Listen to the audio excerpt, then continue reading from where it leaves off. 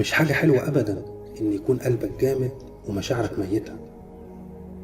مش حاجة حلوة إنك تكون إنسان قاسي وتتصرف بطريقة تأذي وتجرح الناس اللي حواليك، وإن كلامك يكون زي الرصاص. مش حاجة حلوة أبدا إنك تكون بخيل في إحساسك وبخيل في كلامك الحلو اللي ممكن تجبر بيه خاطر أي حد. مش حاجة حلوة أبدا لما تكون إنسان بياع سهل عليك تفارق أي حد.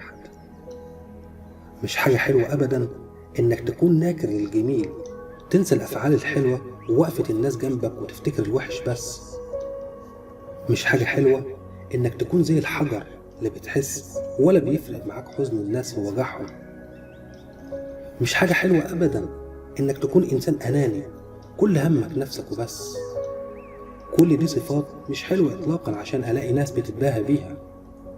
انتوا دماغكم فين ومبسوطين بإيه وعلى إيه؟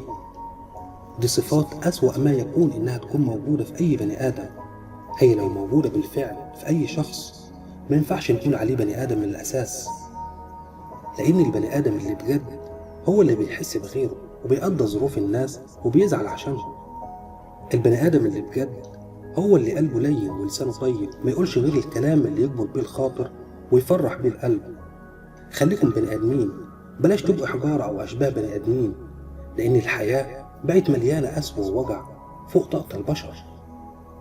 دمتم بخير.